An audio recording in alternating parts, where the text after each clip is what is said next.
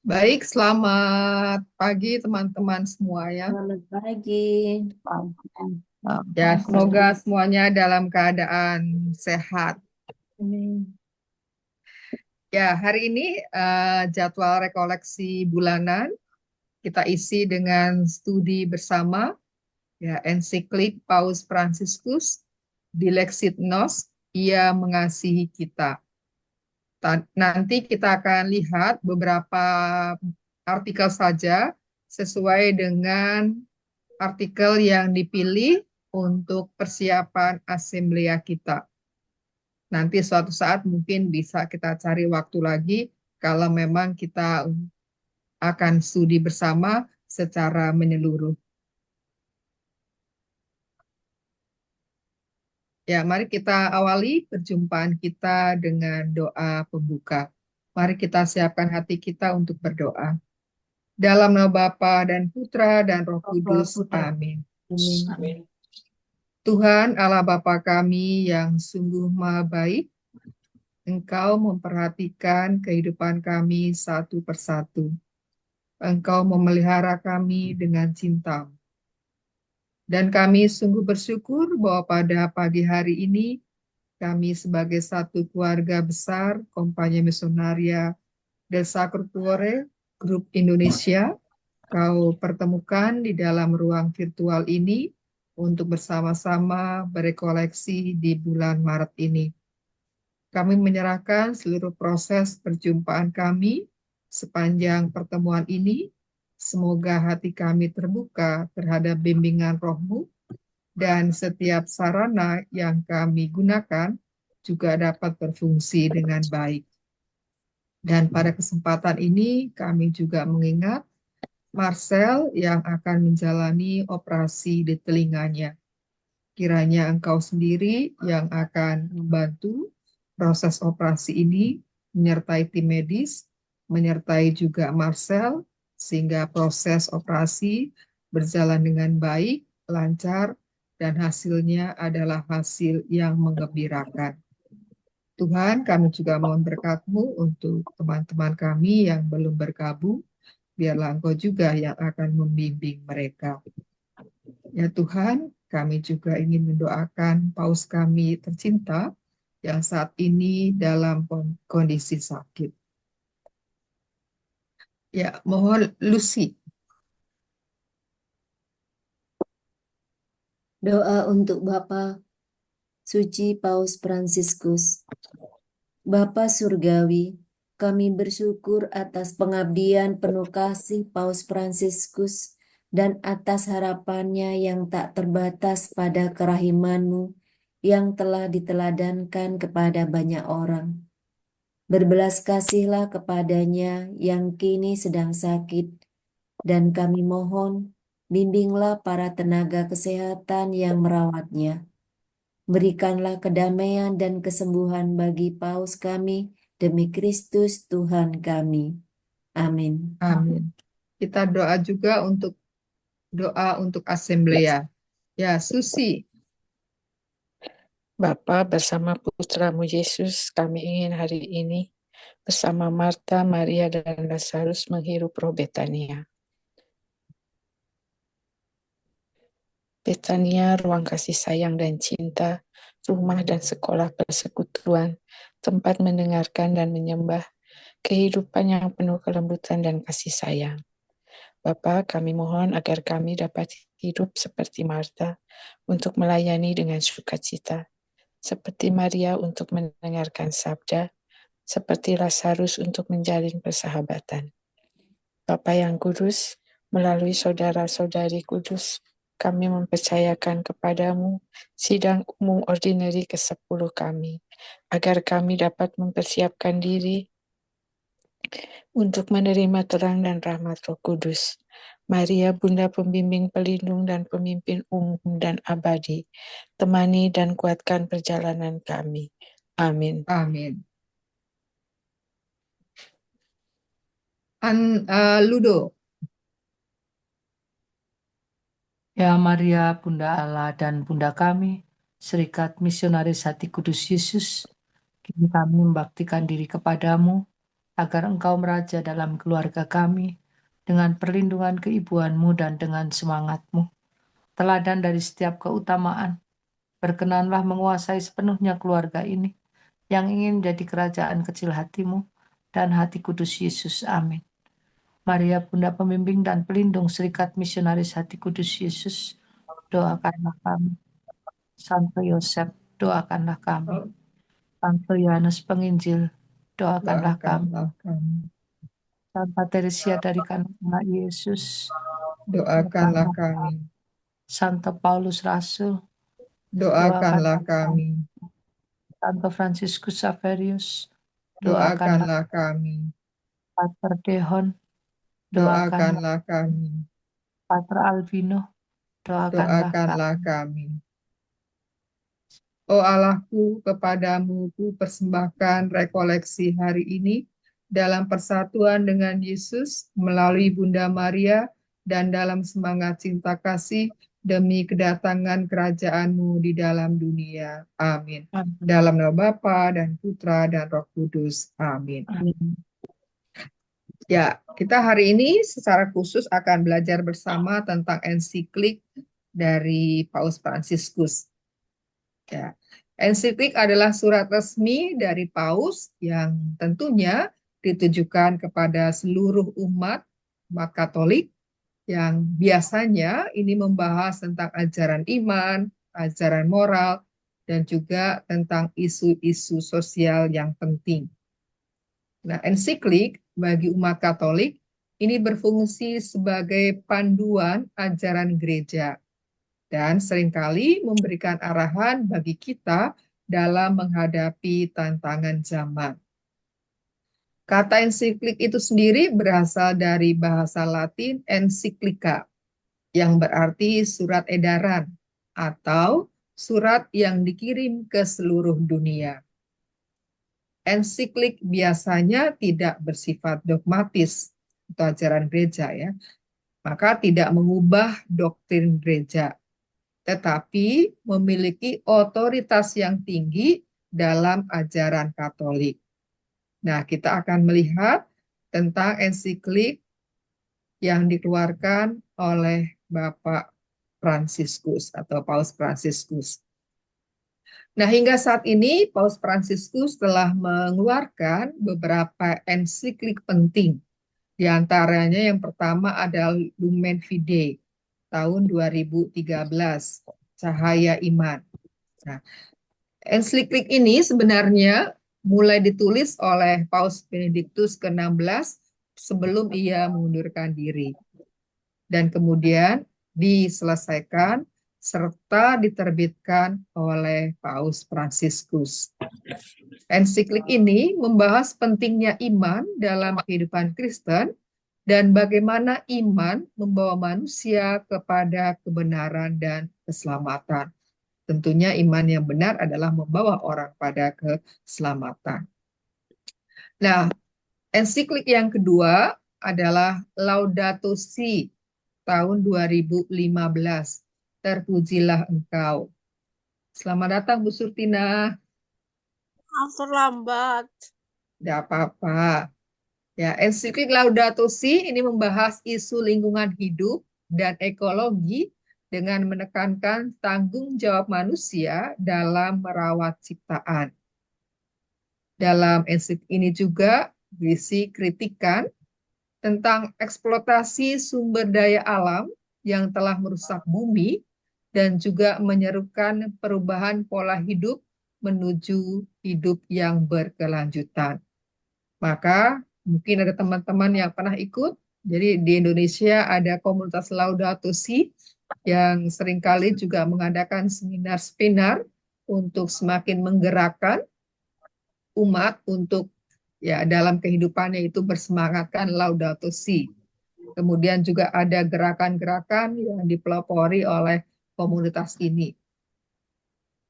Dan yang ketiga adalah ensiklik Fratelli Tutti tahun 2020. Saudara-saudari semua.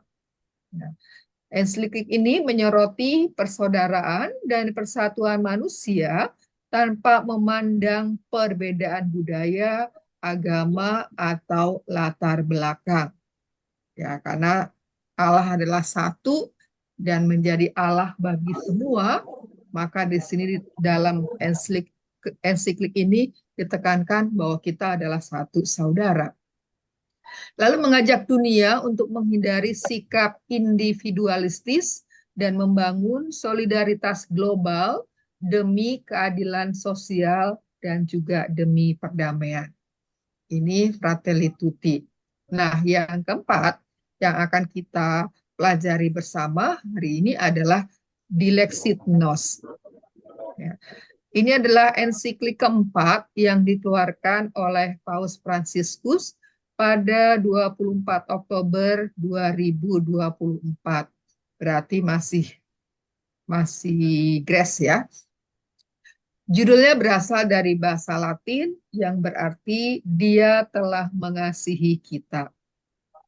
Dokumen ini berfokus pada cinta manusiawi dan ilahi dari hati Yesus Kristus dan mengajak umat beriman untuk memperdalam devosi kepada hati kudus Yesus sebagai sumber kasih dan persatuan. Ya, jadi akan ditampakkan mengenai cinta Yesus, baik ia sebagai manusiawi, cinta manusiawi, dan juga cinta ilahi. Karena sama-sama kita percayai bahwa Yesus adalah 100% manusia, juga 100% Allah. Maka ia mempunyai cinta manusiawi dan juga cinta ilahi. Nah, ensiklik Dilexit Nos terdiri dari 5 bab utama. Apa teman-teman ada yang sudah lihat? Dulu pernah saya share juga. Yang membahas aspek teologis dan spiritual terkait hati Yesus.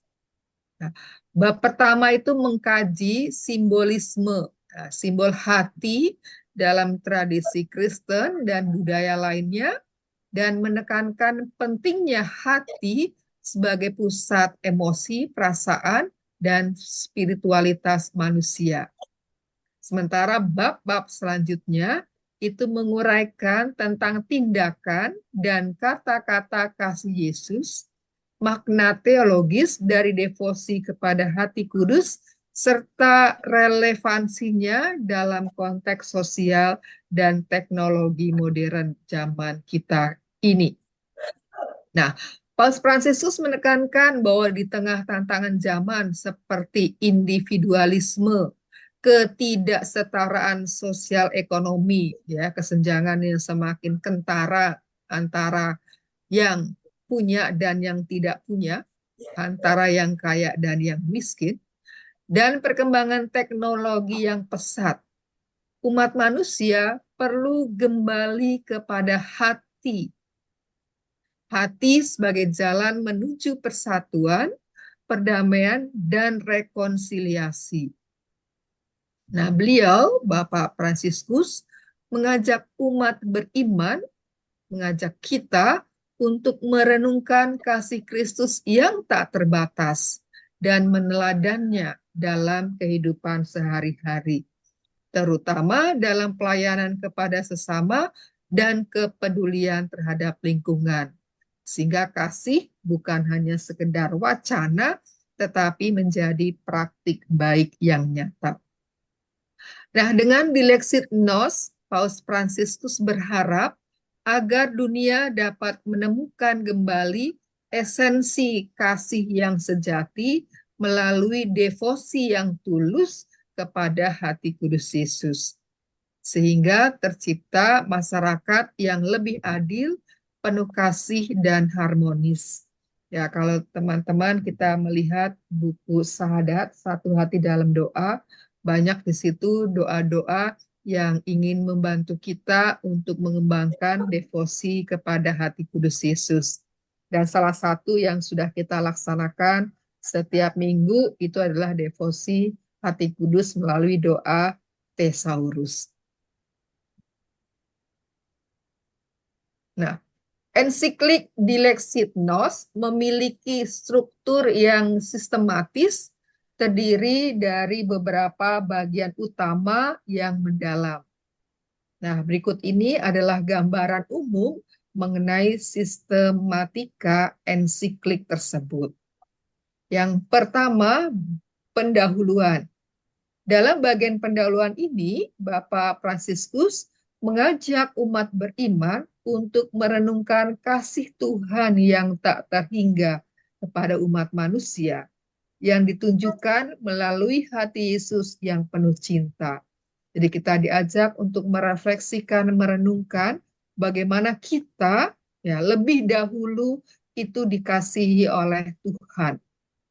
Diajak untuk mengenal, menemukan kembali saat-saat kita merasakan bahwa Tuhan itu mencintai kita.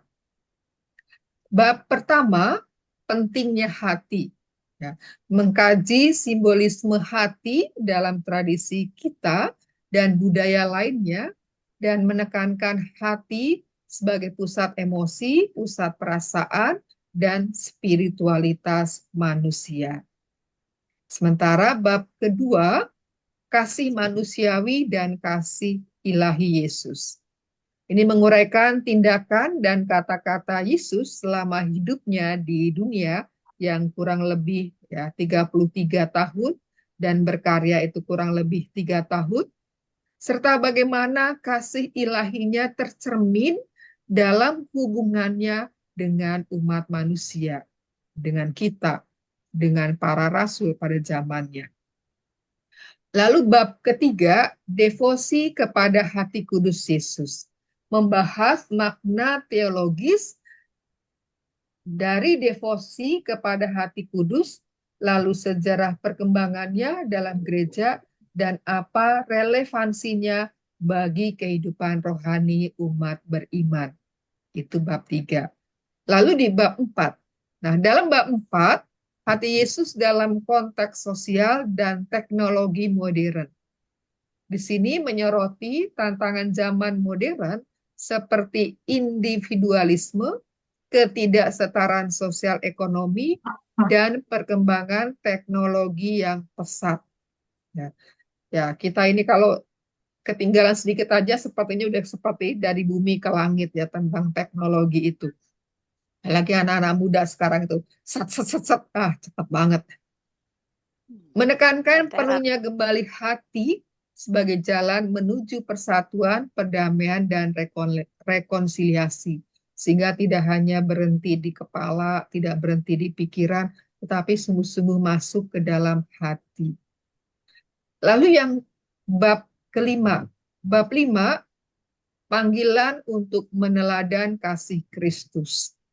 Mengajak umat untuk merenungkan kasih Kristus yang tak terbatas dan meneladannya dalam kehidupan sehari-hari.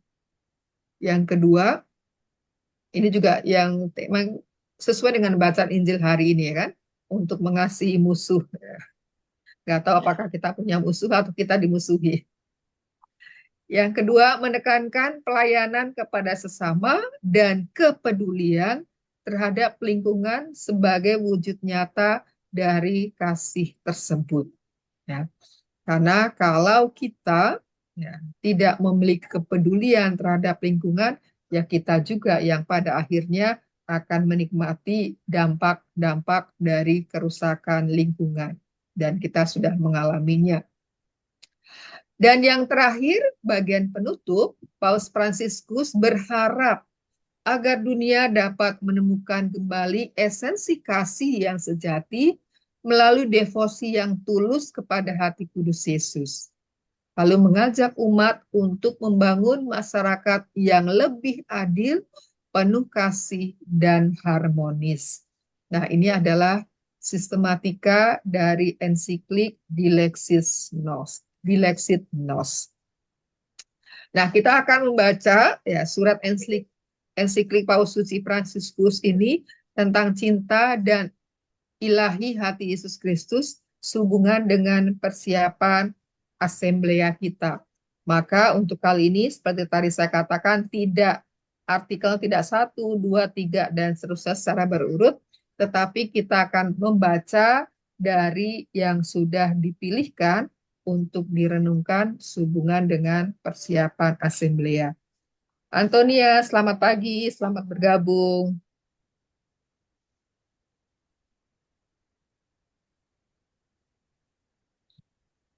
Ya, artikel yang pertama yang dipilihkan adalah artikel 28. Ya, Ibu Sur boleh bacakan.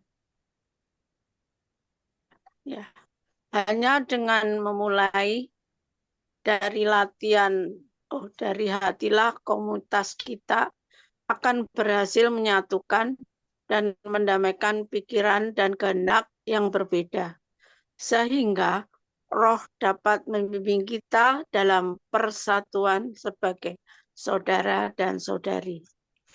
Rekonsiliasi dan kedamaian juga lahir dari hati.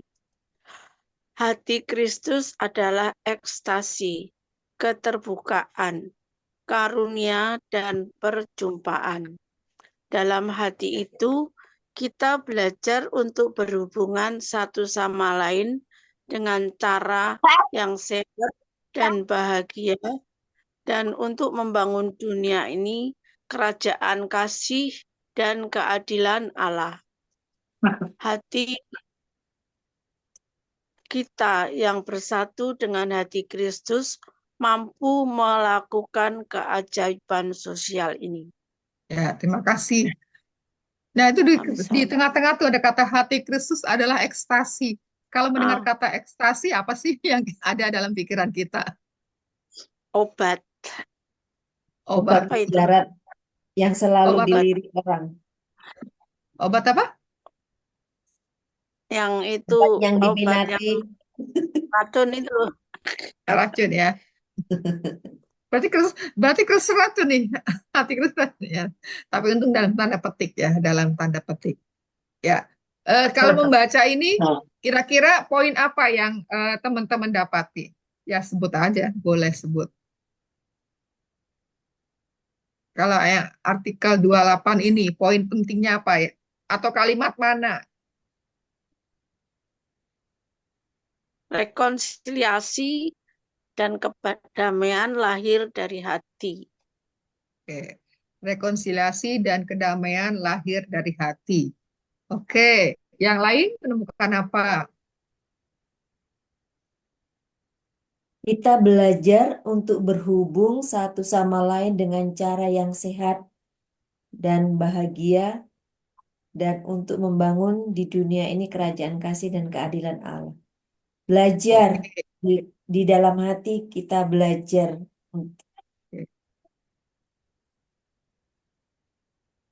Tadi kalau Bu Sur ini ya, Bu Sur. Oh, ini tadi Bu Sur. Oke. Kalau Lucy ini. Mencong. Aku roh dapat membimbing kita. Oke. Roh dapat membimbing kita.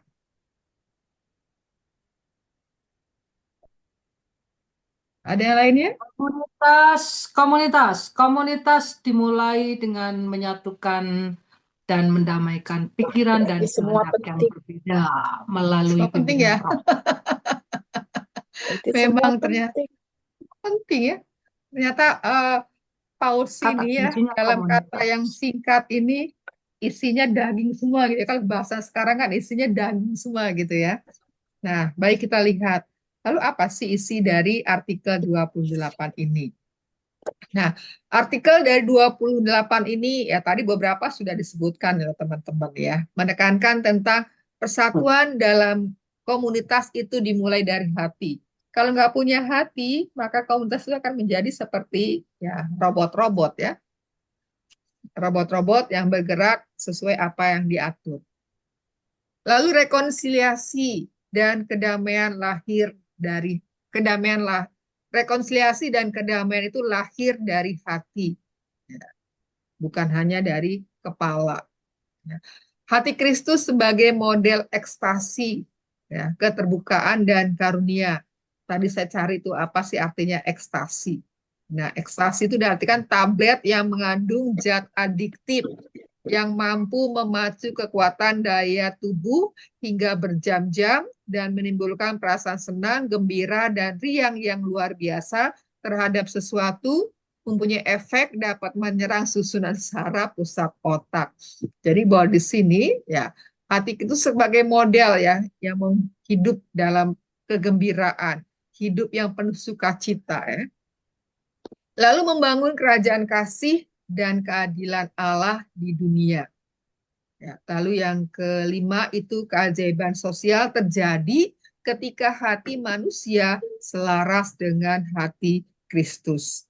Jadi bahwa keadaan sosial yang damai, keadaan sosial yang harmoni itu tercipta kalau hati manusia ya selaras seperti hati Kristus. Seringkali didoakan, jadikanlah hati kami seperti hatimu. Nah, maka dalam artikel yang ke-28 ini, ya, mau dikatakan bahwa perubahan sosial dan perdamaian sejati hanya dapat terwujud ketika hati manusia dijiwai oleh kasih Kristus. Ini artikel yang ke-28. Nah, kita berikutnya artikel yang selanjutnya itu artikel langsung ya dari 28 langsung ke 162. Ya, silakan baca Lucy. Namun pada suatu saat dalam perenungan kita juga harus mendengarkan permohonan Tuhan yang mendesak. Hiburlah, hiburlah umatku. Yeremia 40:1. Ya. Seperti yang dikatakan Santo Paulus kepada kita, Allah menawarkan penghiburan kepada kita sehingga kami sanggup menghibur mereka yang berada dalam kesusahan apapun dengan penghiburan yang dengannya kami sendiri dihibur olehnya. 2 Korintus 1. Oke, artikel 162. Ya, silakan apa yang teman-teman rasakan membaca bagian ini. Boleh disebutkan, bebas ya.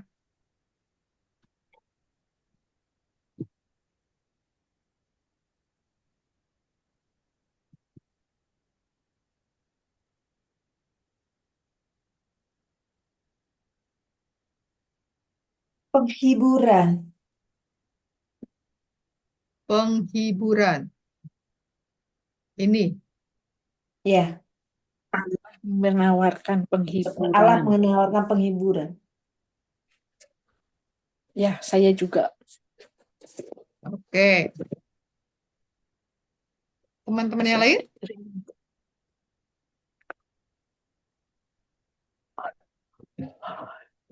Allah Kita diajak merenungkan untuk bisa mendengarkan permohonan Tuhan yang mendesak, yaitu untuk menghibur umat.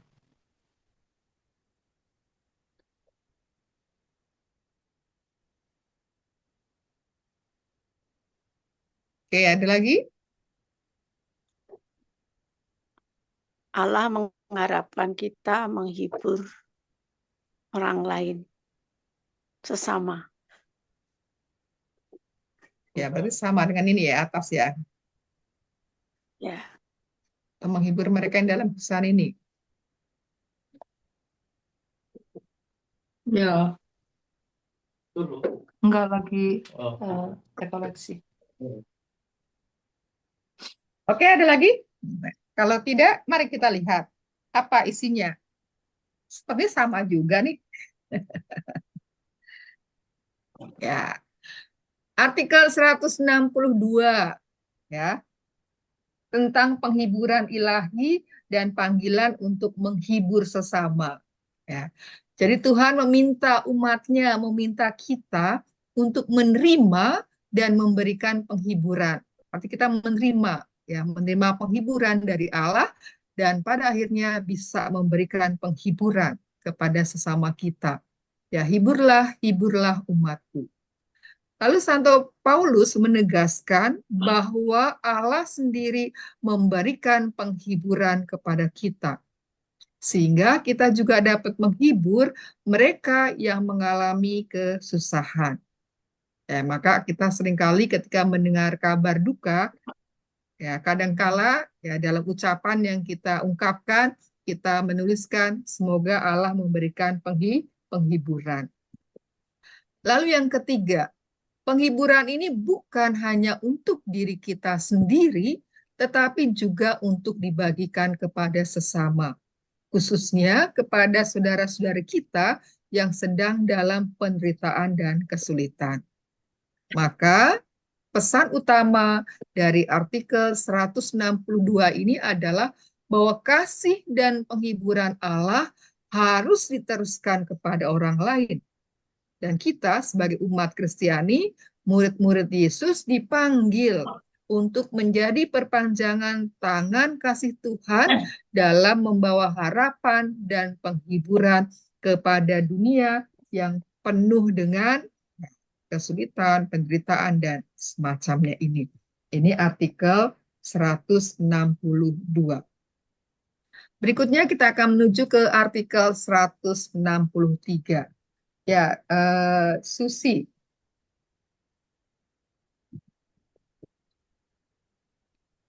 Ini kemudian menantang kita untuk mencari pemahaman yang lebih dalam tentang dimensi komunitas, sosial, dan misionaris dari semua devosi otentik kepada hati Kristus. Karena bahkan ketika hati Kristus menuntun kita kepada Bapa, Ia mengirimkan kita kepada saudara-saudari kita. Dalam buah pelayanan, persaudaraan, dan misi yang diilhami oleh hati Kristus dalam hidup kita, kehendak Bapa digenapi. Dengan cara ini, kita menjadi lingkaran penuh. Bapakku dipermuliakan oleh ini, yaitu jika kamu berbuah banyak. Ya, sama, silakan baca ulang lagi. Lalu, mana kalimat yang mengusik hati?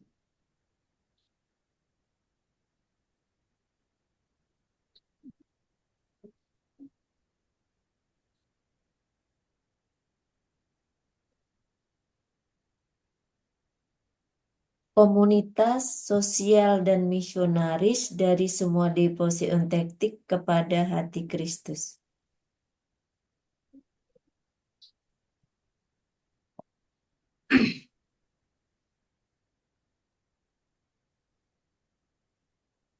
Hati Kristus menuntun kita kepada Bapa.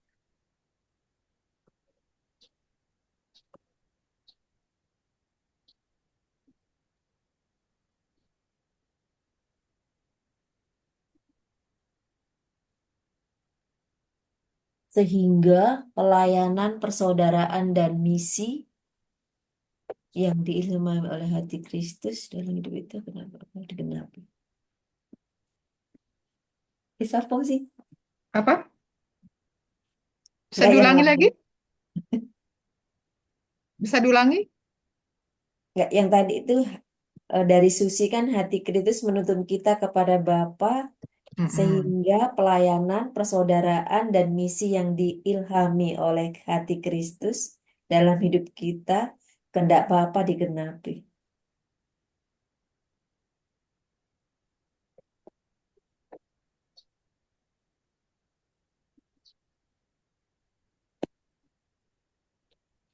Oke. Maka Bapa dipermuliakan oleh ini, yaitu akan berbuah.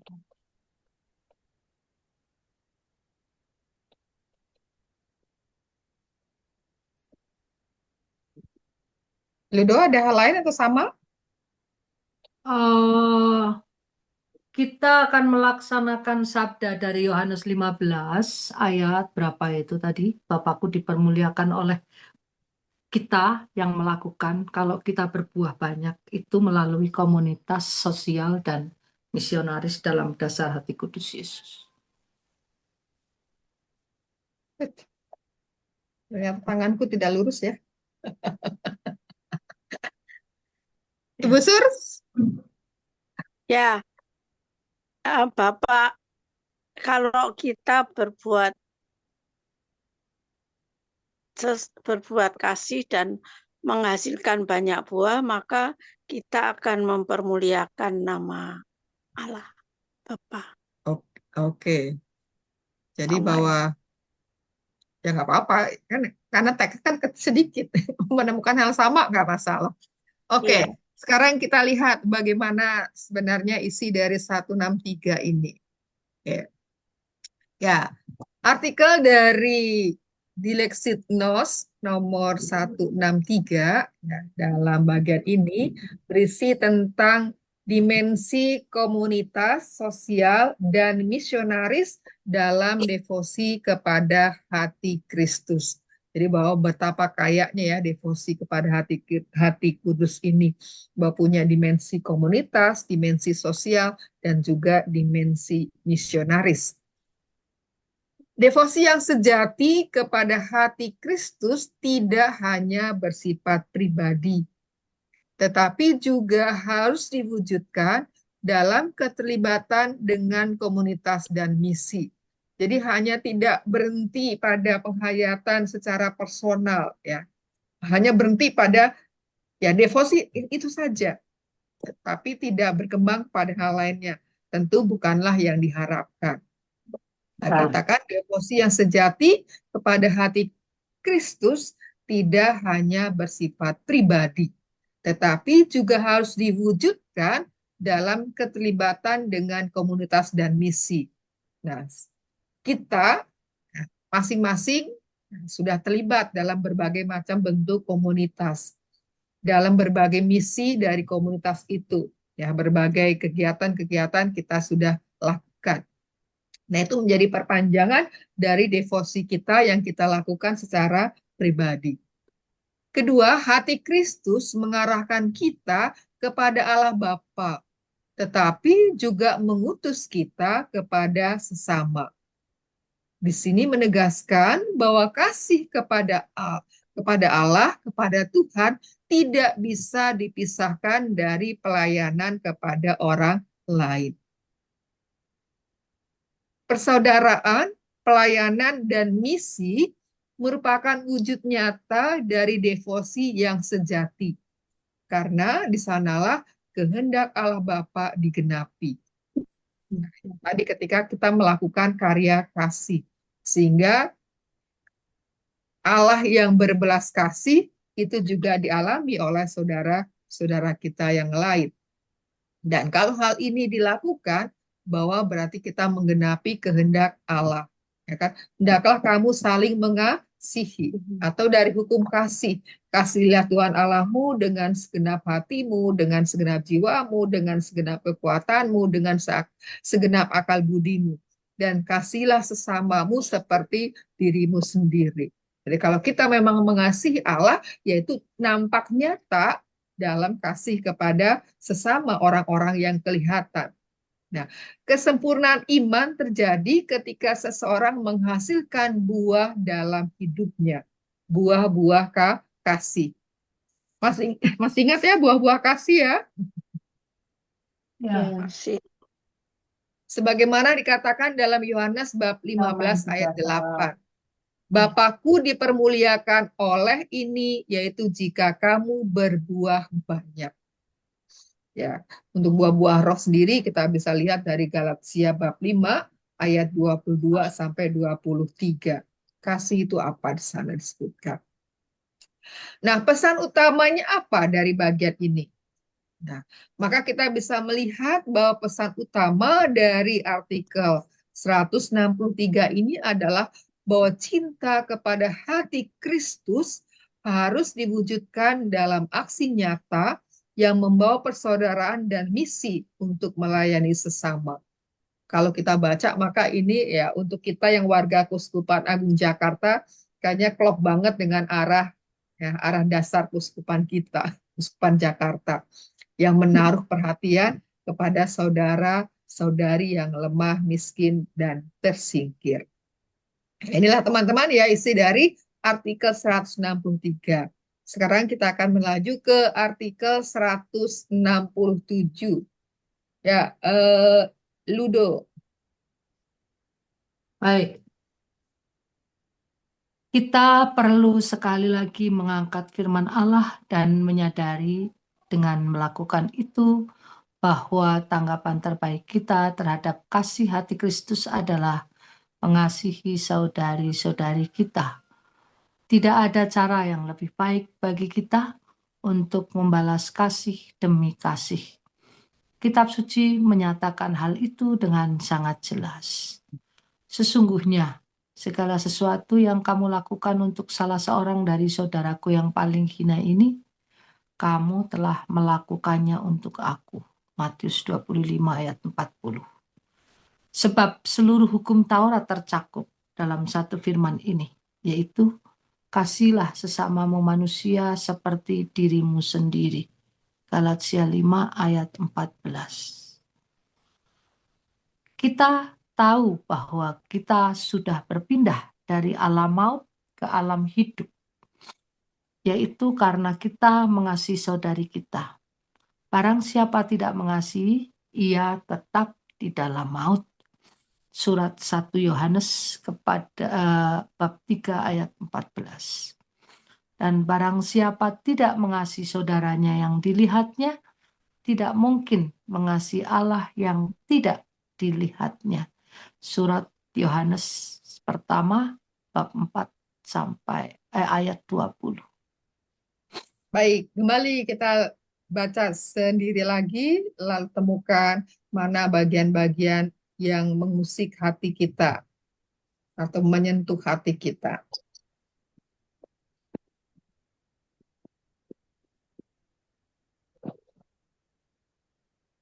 Nah, kali ini bolehlah nanti kalau sudah memilih terusiknya itu seperti apa, kita boleh atau alasannya.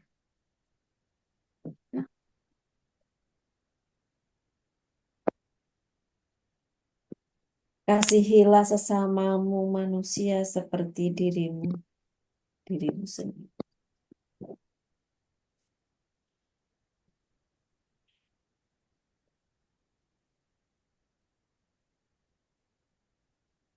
Mengapa terusik dengan kalimat ini, dengan ayat ini?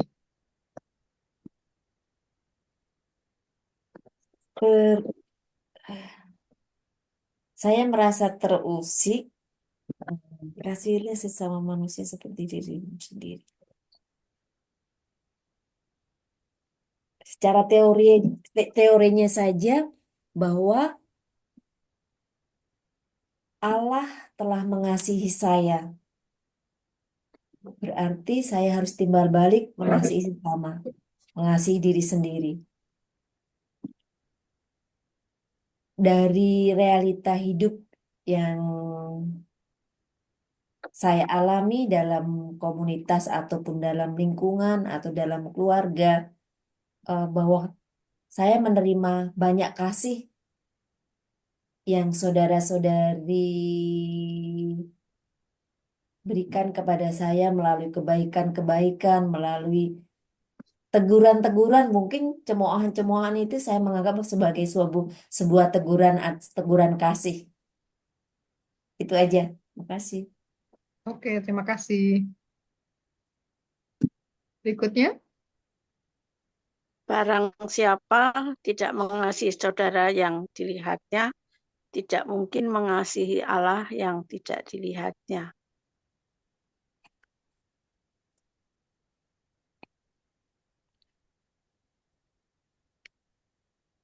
Mengapa Ibu milih ayat ini? Karena kita kan tidak melihat Allah yang sudah mengasihi kita. Kalau kita tidak mengasihi, jadi kalau kita mau membalas kasih Allah, itu perbuatannya harus tercermin dari tindakan kita dalam mengasihi sesama. Karena kalau kita tidak mengasihi sesama, ya sama saja. Bagaimana kita bisa mengasihi Allah? Yang Karena kelihatan gitu ya. karena ada kan dalam kitab suci bilang Tuhan itu kelihatan dari sesama kita. Gimana tuh kata-katanya lupa. Oh, dari Wajah Allah pengadilan dan terakhir, sama kita. apapun yang kamu lakukan untuk saudara-saudariku yang paling hina, itu kah? Bukan Kalau maksudnya kita melihat Allah itu dari sesama kita gitu deh. Wajah Allah Allah dalam Bahwa sesama kita. kebaikan orang lain gitu kita bisa rasakan bahwa Allah hadir di situ. ya begitu kira-kira. Jadi kalau kita nggak mengasihi sesama, ya nggak mungkin kita mengasihi Allah. Karena sesama kita itu kan cerminan dari Allah yang hadir dalam diri sesama itu. Hal itu tadi Oke, kira-kira. baik. Terima kasih. Berikutnya,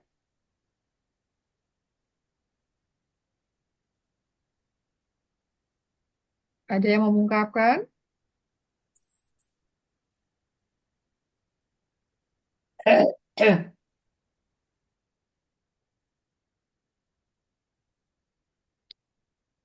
Mungkin itu Muji.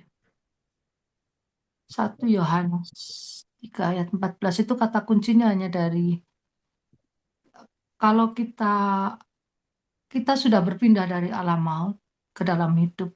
Kalau kita mengasihi saudara kita. Kalau kita tidak mengasihi, ia tetap di dalam maut. Jadi sebenarnya mengasihi bukan persoalan finansial, bukan persoalan memberi begitu atau dalam bentuk kasih, tapi lebih pada misalnya ketika kita dalam komunitas saja nggak usah jauh-jauh. Kita misalnya diminta mengasihi, oke, kita berada dalam komunitas sudah saling mengasihi. Tapi ketika kita punya rasa iri, punya rasa dengki terhadap saudari kita, itu kita sudah ada di dalam maut hari itu juga. Karena ada sesuatu yang tidak, di mana kita tidak bisa bersatu dengan Tuhan. Kita nggak ada Tuhan di situ saat itu. Itu kalimat yang paling saya temukan ketika saya menemukan orang itu begitu membenci saya sampai sedemikian rupa dia harus menghancurkan saya dan kemudian dia akhirnya hancur sendiri begitu. Itu saya melihat bahwa saya nggak berbuat apa-apa, saya biarkan saja semua itu. Tetapi akhirnya toh ya itu dia berada dalam maut itu. Itu aja sih. Oke, terima kasih. Tinggal milih ya, mau hidup dalam maut atau hidup dalam hidup ya. Ya, Dan itu terlihat dari atau ya tindakan-tindakan atau kita. kita memilih. Karena hati ya, persoalannya yang dikatakan oleh Fransiskus itu kan tentang hati, tentang devosi hati kudus. Jadi yang di dalam, bukan persoalan yang sangat sangat fisik, itu bukan. Itu bisa dilakukan dalam kepura-puraan soalnya. Kita bisa memberi, tapi kita pura-pura mau memberi supaya kita dilihat orang, itu kan bisa. Tapi dalam hati kita sebenarnya tidak ada Tuhan saat itu. Oke, Jadi yang paling itu hati, maksudnya. Hati kita yang penghiburan itu di hati kita itu ada Tuhan gitu.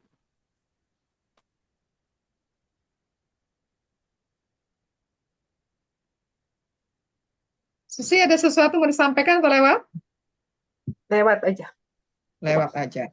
Oke, terima kasih yang sudah men-sharingkan bagian ini. Kalau saya sih membalas kasih demi kasih. Oh. Ya, apa kita lihat? Apa isi dari artikel ini? Artikel 167 yang mengungkapkan tentang tanggapan terbaik terhadap kasih Kristus adalah dengan mengasihi sesama. Ternyata tanggapan terbaik kita terhadap kasih Allah, terhadap kasih Kristus, ya mengasihi sesama. Tadi membalas kasih dengan kasih. Ya. Membalas kasih dengan kasih. Kasih yang diberikan oleh Kristus kepada kita harus diwujudkan dengan kasih kepada saudara-saudari kita. Jadi tidak hanya cukup mengatakan kita mengasihi sesama kita yang lemah, yang miskin, tetapi tidak ada aksi.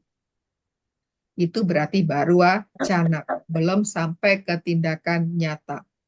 Kedua, kasih kepada sesama sebagai tindakan nyata iman. Ditegaskan dalam kitab suci bahwa mengasihi sesama adalah cara utama untuk menunjukkan kasih kepada Allah. Bisa juga ini berdasarkan dari nasihat Rasul Yakobus yang mengatakan iman tanpa perbuatan hakikatnya adalah mati. Jadi kasih kepada sesama itu menjadi tindakan nyata iman, menjadi perwujudan dari iman kita. Kasih sebagai tanda kehidupan sejati. Mengasihi saudara-saudari kita adalah tanda bahwa kita telah berpindah dari maut ke dalam kehidupan sejati di dalam Kristus. Tadi seperti diungkapkan oleh Ludo, ya, bahwa kita yang mampu mengasihi saudara-saudari kita, siapapun mereka, bahwa kita berbuat kasih sebagai kasih, ya, maka kita dapat dikatakan sudah beralih dari maut ke dalam kehidupan. 4, tidak mungkin mengasihi Allah tanpa mengasihi sesama. Tadi ini apa yang dijelaskan oleh Ibu Sur. Jika seseorang tidak mengasihi saudaranya yang terlihat, maka ia tidak mungkin mengasihi Allah yang tidak terlihat. Coba bagaimana caranya dia mau mengasihi Allah? Wujud kasih Allah itu adalah terlihat dalam relasi, dalam tindakan baik kita kepada sesama. Sebagai tadi ungkapan, sebagai wujud dari iman kita. Maka pesan utama dari bagian ini adalah bahwa mengasihi sesama merupakan ekspresi nyata dari kasih kita kepada Kristus dan merupakan panggilan utama setiap orang beriman. Maka kita bisa ingat sabda Yesus bahwa dengan saling mengasihi, maka orang lain akan tahu bahwa kita adalah murid-murid Yesus. Jadi orang bisa mengidentifikasi bahwa kita murid Yesus adalah dengan cara hidup kita yang saling mengasihi. Saling mengasihi dalam tindakan yang konkret, dalam tindakan yang nyata. Karena tindakan kasih itu menjadi perwujudan dari iman kita. Jadi iman yang dirayakan dalam aneka bentuk peribadatan dalam bentuk liturgi itu perlu juga diwujudkan dalam tindakan-tindakan yang nyata. Sehingga balance antara yang vertikal dengan yang horizontal. Salib kita kan gitu, vertikal dan horizontal. Jadi hubungan dengan Allah itu oke, hubungan dengan sesama juga oke. Tindakan kasih kita kepada Allah yang tak tampak, yang tak terlihat oleh mata fisik kita, itu bisa kita wujudkan dalam kasih yang nyata kepada saudara-saudari kita. Ada banyak orang-orang di sekitar kita yang membutuhkan. Ya kan? Pemberian kan tadi seperti tidak hanya dalam bentuk fisik dan tidak dalam bentuk materi, ya, dalam bentuk sapaan, dalam bentuk kehadiran, itu juga sudah bisa menjadi bukti yang nyata dari kasih kita. Nah, the next kita akan lihat dari artikel 168. Ya, Antonia, apakah bisa lihat?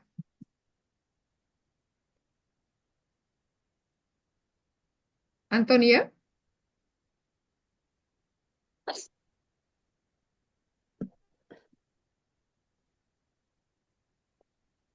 Oke.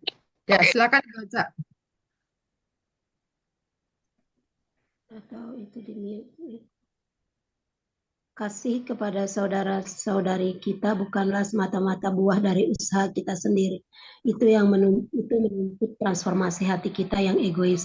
Kesadaran ini memunculkan doa yang sering diulang. Yesus, jadikanlah hati kami lebih seperti hatimu sendiri. Santo Paulus pada bagiannya mendesak para pendengarnya untuk tidak berdoa untuk kekuatan untuk melakukan perbuatan baik, tetapi hendaklah kamu dalam hidupmu bersama menaruh pikiran dan perasaan yang terdapat juga dalam Kristus Yesus. Filipi bab 2 ayat 5. Oke, terima kasih. Ya, silakan teman-teman baca ulang lagi dalam hati. Lalu mana ya kata-kata kalimat yang aku banget gitu loh dalam situasi saat ini.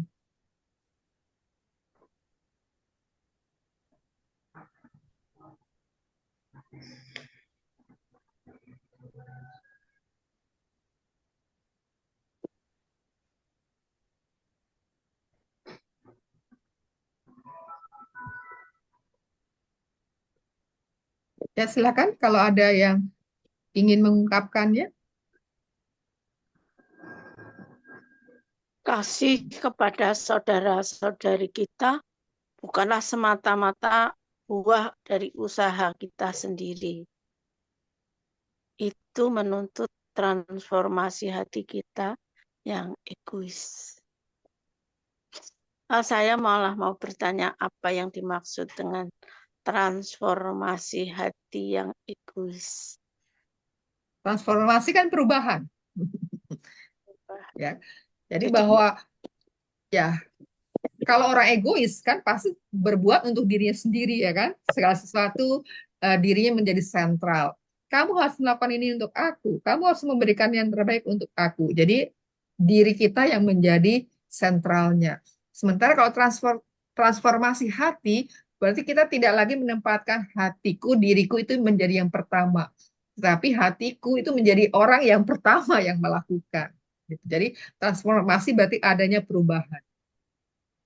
Perubahan dari hati yang egois tentunya menjadi hati yang terbuka, menjadi hati yang mau berbagi. Begitu, Bu Sur. ya, terima kasih. Jadi semua usaha kasih yang kita lakukan kepada sesama itu pasti Allah dan Yesus ikut campur dalam perbuatan kita. Ya, sekarang gini kita lihat sesuatu orang benar suka hati terusik nggak? Kadang-kadang saya tuh suka apa? Ketika melihat ada orang itu kan hati itu apa? Nggak bisa apa? Kayaknya tersentuh terusik untuk melakukan sesuatu. Nah itu adalah saya merasakan ya itu adalah cara Allah. Cara Allah menggerakkan saya untuk berbuat sesuatu. Buat kasih. Itu kan kalau di depan gereja itu kadang-kadang kan ada yang apa, yang badut segala macam itu kan, itu saya tuh hati saya terusik gitu kan, hati saya terusik gitu. Saya sering kali gini sudah apa orang itu mau berbohong, mau menipu, itu urusan dia. Tapi ketika saya merasakan apa hati terusik, ya sudahlah memberi gitu, nggak pikirkan dia menipu atau apa. Ya kalau kita memikirkan nah, ya jangan dia bohong, dia mau ya akhirnya kita nggak berbuat apa, nggak berbuat sesuatu. Kan ada bilang kan seperti Romo Lakton tuh siapa bilang lebih baik ditipu satu orang daripada tidak melakukan kebaikan untuk 9 orang yang memang benar-benar membutuhkan. Winston itu. Sama siapa? Lakton kan, Romo Lakton kan? Winston. Winston. Lebih baik dibohongi daripada aku tidak menolong. Iya.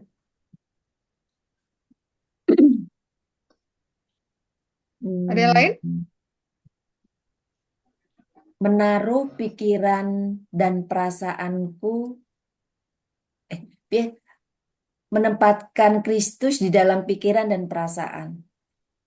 Ini menaruh pikiran dan perasaan.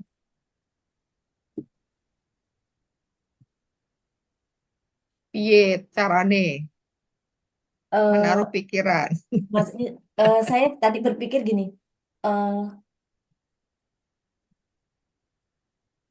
di dalam diri manusia saya menghadirkan Kristus. Jadi apa yang saya pikirkan, apa yang saya rasakan, itu Kristus sendiri yang hadir dalam diri saya. Sehingga melalui tindakan-tindakan yang saya lakukan, mau nggak mau kan karena Kristus sudah ada dalam diri saya, bahwa yang lahir itulah kebaikan dan kasih.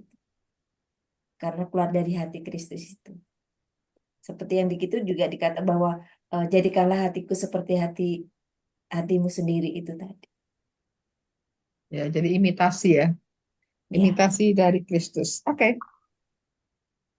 Kalau saya itu di situ tidak ada kata berusaha lah, tapi di poin 168 ini ada kata berusahalah untuk melakukan perbuatan baik.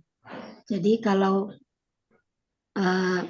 konkretnya bahwa kalau Allah itu perbuatan itu didasari karena kasih Allah, maka berusahalah untuk selalu berbuat baik, bukan untuk dilihat, bukan untuk dipuji, bukan untuk di apa, tetapi semata-mata karena memang Allah telah memulai. Jadi memulai mengasihi, memulai yang baik, maka untuk melakukan perbuatan baik.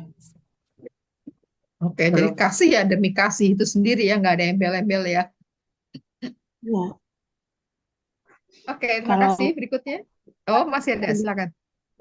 Entah diterima atau tidak diterima, ditolak atau tidak, tapi karena demi kasih itu tadi, jadi berusaha untuk selalu berbuat baik. Gitu. Jadi apapun situasinya ya.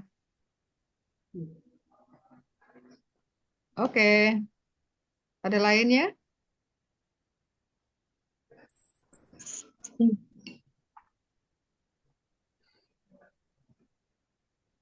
Lanjut? Yud. Oke. Ya, lanjut. Ya, inti dari artikel 168. Apa isi intinya? Nah, rupanya artikel 168 ini mau mengatakan bahwa kasih kepada sesama bukanlah dari hasil usaha manusia semata. Jadi bukan murni usaha kita sendiri, ya, tetapi merupakan hasil dari transformasi hati oleh Kristus. Jadi kita yang membiarkan diri kita diubah oleh Kristus. Dan kita berdoa, jadikanlah hati kami seperti hati-Mu. Ya. Maka di sini kasih membutuhkan perubahan hati. Ya. Maka kalau orang yang masih egois, ya kalau melakukan kebaikan, mungkin itu tadi punya pamrih, ya, punya pamrih tertentu. Kasih membutuhkan perubahan hati, maka manusia secara alami memiliki kecenderungan egois, sehingga mengasihi sesama dengan tulus memerlukan perubahan hati yang mendalam. Ya kan, pasti kita inginnya kalau dapat apa sesuatu ingin yang nomor satu, ingin yang terbaik, ingin yang itu ya. Nah ini yang kita perlu membiarkan diri kita itu diubah. Dua, doa untuk memiliki hati seperti Kristus. Ya, umat beriman diajak untuk berdoa agar hati kita semakin menyerupai hati Kristus yang penuh kasih dan belas kasihan. Jadikanlah hati kami seperti hati-Mu. Mungkin doa ini baik ya kalau diulang-ulang terus ya dalam batin kita, dalam setiap tindakan ya. Lalu yang ketiga, meneladani pikiran dan perasaan Kristus. Santo Paulus mengajarkan bahwa dalam hidup bersama, orang Kristen harus menaruh pikiran dan perasaan yang juga ada dalam diri Kristus. Jadi meneladani perasaan dan pikiran Kristus. Tadi seperti pengalaman Lucy. Jadi bahwa menyadari bahwa Kristus hidup diam di dalam diri kita, maka dalam segala hal tindakan kita, sikap kita, perkataan kita, ya adalah Yesus itu sendiri. Maka pesan utama dari bagian ini adalah kasih sejati bukanlah sekedar hasil dari usaha pribadi, tetapi merupakan anugerah yang diberikan melalui transformasi hati yang bersumber dari Kristus sendiri. Ini isi dari artikel 168. Kita sekarang menuju ke artikel 212. Nah, Ibu Sur, silakan baca. Kita tidak boleh menganggap misi berbagi Kristus ini hanya antara Yesus dan aku. Misi dialami dalam persekutuan dengan komunitas kita dan dengan seluruh gereja. Jika kita berpaling dari komunitas, kita akan berpaling dari Yesus. Jika kita memunggungi komunitas, persahabatan kita dengan Yesus akan mendingin. Ini adalah fakta, dan kita tidak boleh melupakannya. Kasih untuk saudara-saudari dari komunitas kita, religius, komunitas paroki, keuskupan, dan lainnya, adalah semacam bahan bakar yang memberi makan persahabatan kita dengan Yesus. Tindakan kasih kita untuk saudara-saudari kita dalam komunitas mungkin merupakan cara terbaik dan terkadang satu-satunya cara kita dapat bersaksi kepada orang lain tentang kasih kita kepada Yesus Kristus.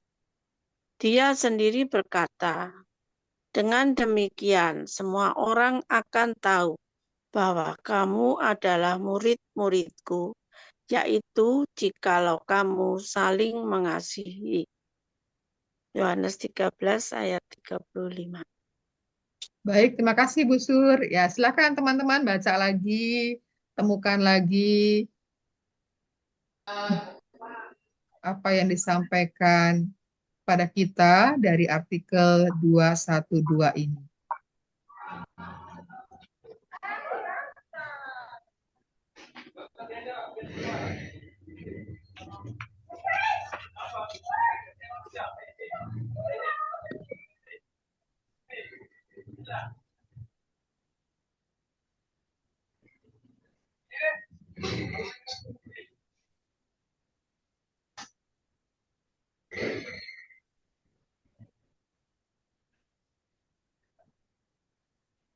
Kak, silakan yang mau mengkomunikasikan.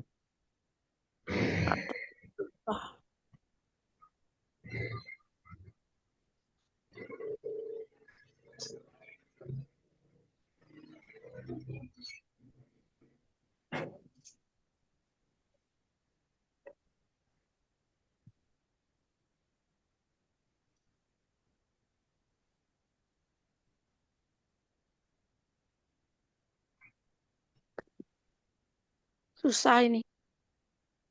Susah. Sabar. Iya, apalagi dihubungkan dengan bacaan hari ini, ngasihi musuh. Aduh, Ya, aduh, aduh. Tambah diem kita. eh, Ya, saya kalau menangkap Ya, silakan Lucy. saya menangkap bahwa persekutuan dalam hidup berkomunitas itu dengan tersendirinya akan memancarkan kasih bila komunitas itu hidup dan berkembang. Di situ komunitas kita akan menjadi saksi,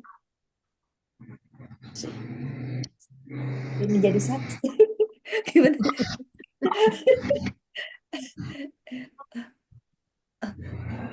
Sebuah komunitas yang memiliki hati lah, memiliki hati, komunitas hidup, eh, bisa berkembang dan melakukan segala dinamika kehidupan ya yang indah lah. Di situ menjadi saksi bahwa kita akan memberikan kesaksian itu sendiri, membawa Kristus hadir di dalam situ. Kurang lebih begitulah, susah jelas. Jadi komunitas saya- atau persekutuan. Oke, silakan Anton. Anton, coba Tan. Saya dari poin itu dengan ini semua orang akan tahu bahwa kamu adalah murid-muridku jika kamu saling mengasihi. Memang bacaan tadi itu mengajak kita untuk ini. Yang ditekankan intinya adalah pengampunan. Seperti itu. Nah, kalau di sini jangan khawatir tentang persahabatan kita dengan Yesus. Kalau itu menjadi dingin berarti tandanya bahwa di dunia ini yang tadi tidak, yang kelihatan itu juga kalau menjadi dingin maka orang tidak akan mampu melihat cahaya Allah itu yang kita hidupi seperti itu.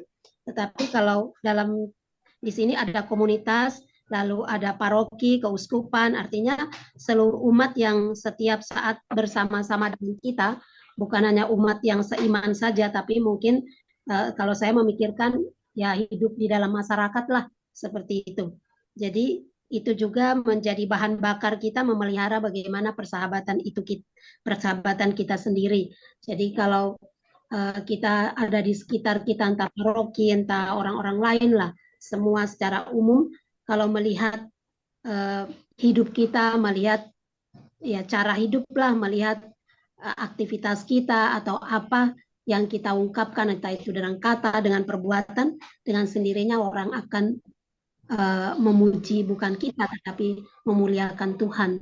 Karena itu seperti itu gitu. Orang akan tahu oh dia orang Kristiani atau dia orang ini atau dia orang begitu gitu. Itu karena ya dari perbuatan itu, dari perkataan itu, dari apalah yang dibuat yang baik.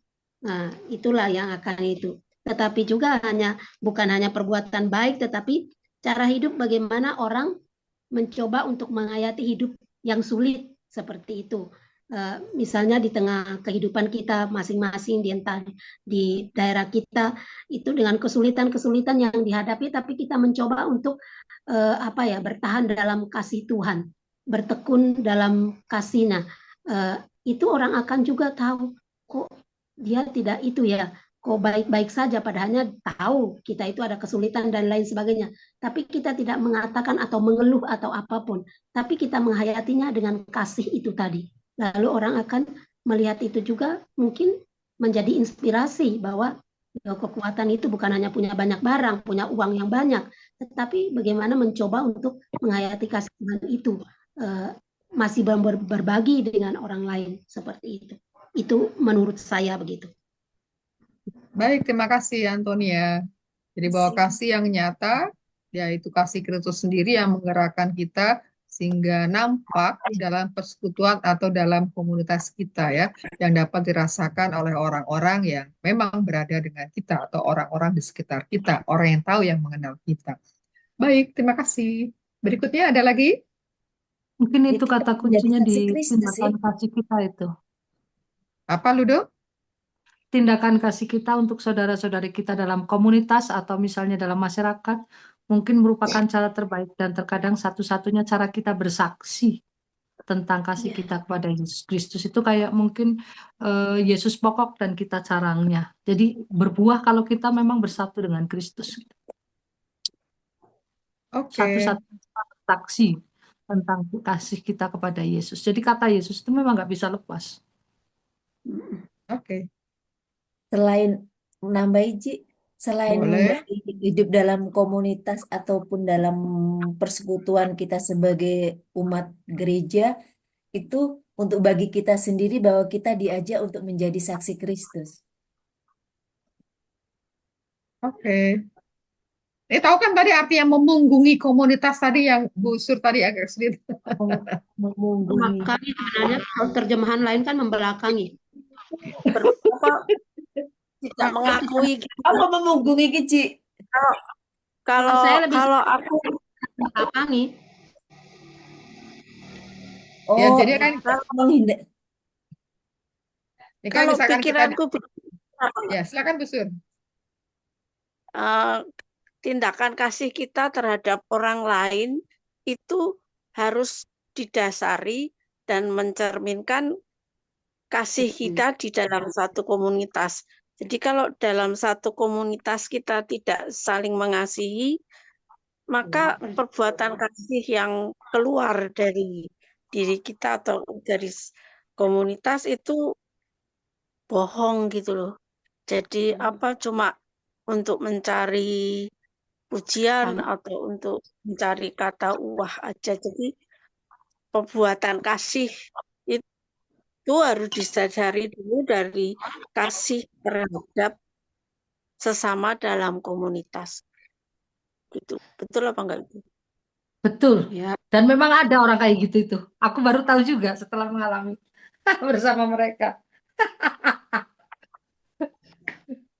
Oke, jadi memunggungi itu bisa ingat kisah anak yang hilang.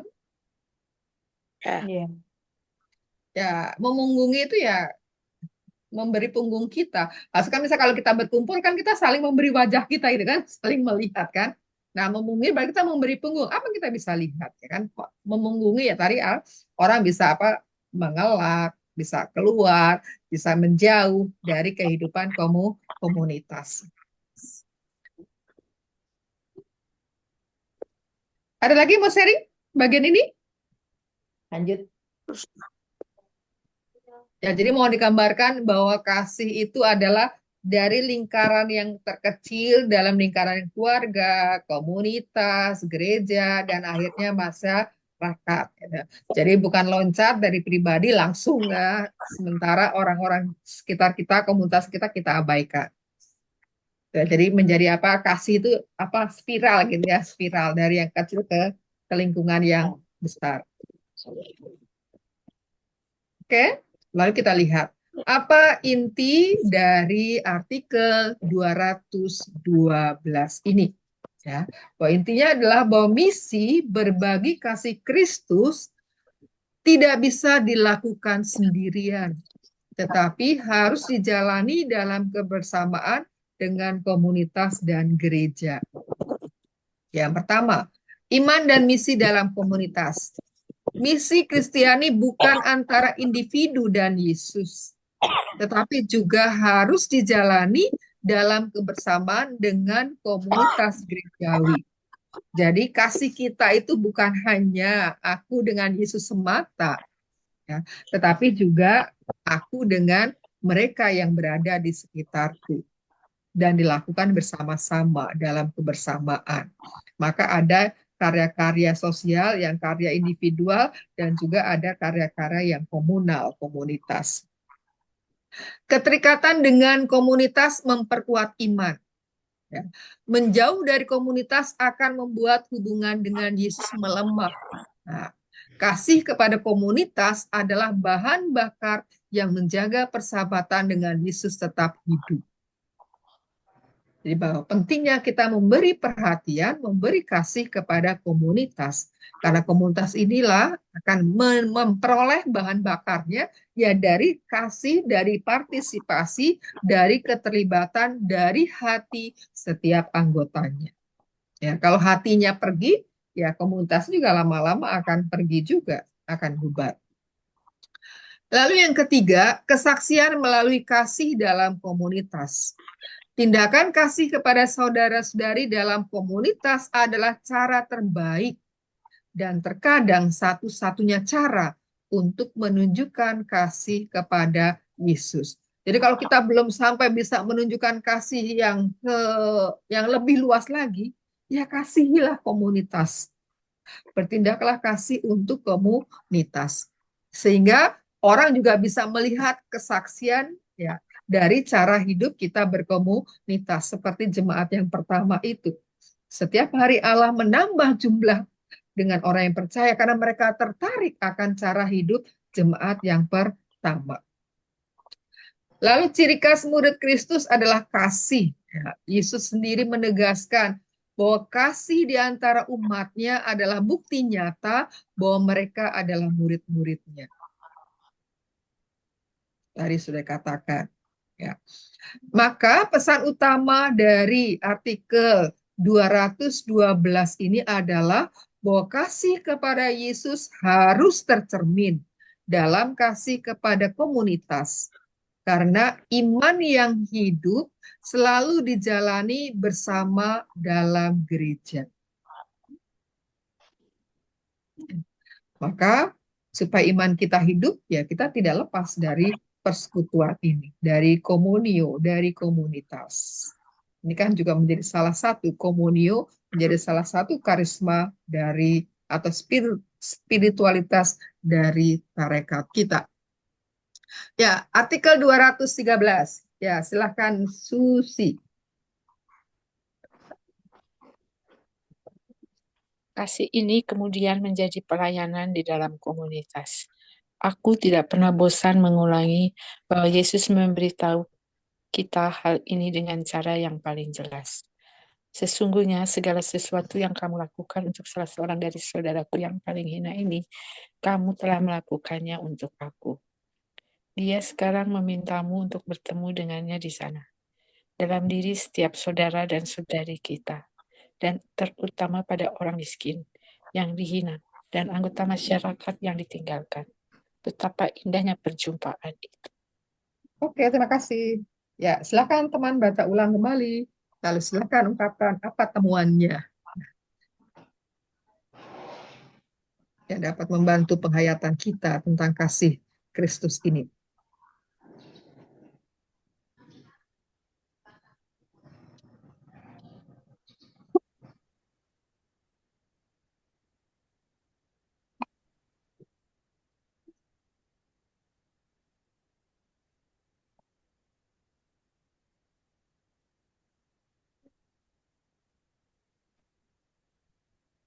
Silakan yang ingin berbagi.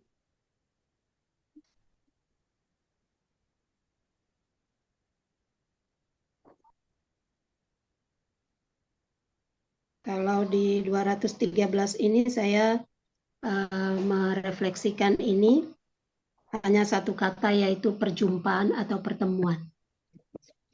Saya mengambil kata itu, kenapa?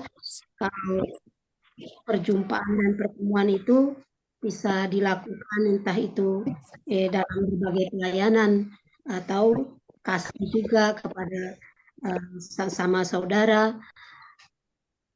Pastoral kehadiran itu juga salah satu perjumpaan yang menghasilkan buah di sana ketika kita berjumpa dengan orang itu yang dalam keadaan apapun dia mengalami sukacita, bahagia, dan kita juga demikian. Misalnya kita berjumpa dengan atau ingin menjumpai orang yang sedang mengalami sakit atau apalah seperti itu. Nah, perjumpaan di sana itu tidak hanya kita membawa sesuatu yang kelihatan, tetapi dengan kehadiran, pastoral kehadiran itu sangat membantu dia, membuat dia lega, dia bisa berbicara seperti itu sudah menjadi merasakan kasih Tuhan atau mengalami kelegaan sendiri ketika ada perjumpaan atau pertemuan itu. Oke, terima kasih. Jadi mengembangkan spiritualitas kehadiran yang aktif ya. Ya. Ya, yang lainnya boleh.